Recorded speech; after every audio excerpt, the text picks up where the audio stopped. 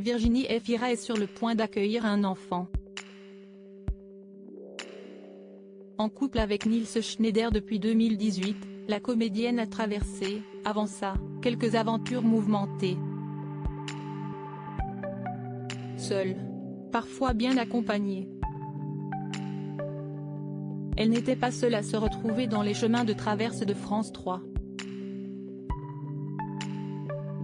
Invitée à se confier sur divers aspects de son parcours par Agathe Le Caron, Virginie Efira a eu la surprise de croiser, dans un bar situé sur son itinéraire, son meilleur ami Nicolas Bedos. Comme l'a rappelé la présentatrice, et entremetteuse de ce verre fortuit, la comédienne avait déjà qualifié son collègue de mari de substitution. Titre qui correspond à un ancien chapitre de sa vie, maintenant qu'elle est en couple avec Nils Schneider et qu'elle est enceinte de lui. Si est-il vrai que j'ai dit cette chose-là, mais ça correspondait à une période précise de notre vie où effectivement le célibat me convenait bien, ou le papillonnage, a expliqué Virginie Efira. Et Nicolas était la personne. Je peux te dire que les chemins de traverse, on les a traversés dans tous les sens.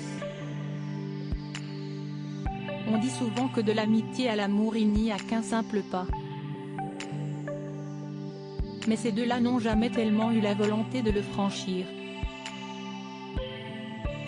On a très vite senti que notre rapport était celui de l'amitié, se souvient-elle. Si est-il vrai qu'on a vécu exactement comme si nous étions du même sexe, ajoute-t-il.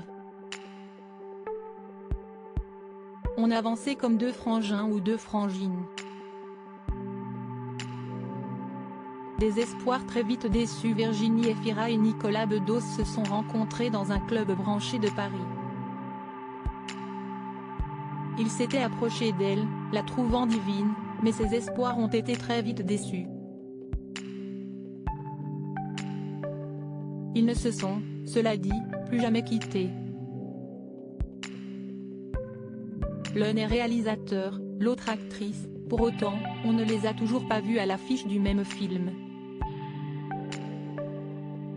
Mais cela serait-il une possibilité, quand on est si proche de quelqu'un, qui devient l'une des 2 ou 3 actrices les plus demandées? Je crois qu'il y a une sorte de pudeur, de peur d'avoir l'air d'en profiter, assure-t-il. Le cinéaste a dévoilé son dernier long métrage, Mascarade, en novembre 2022. La suite de sa filmographie pourrait donc bien nous réserver des surprises.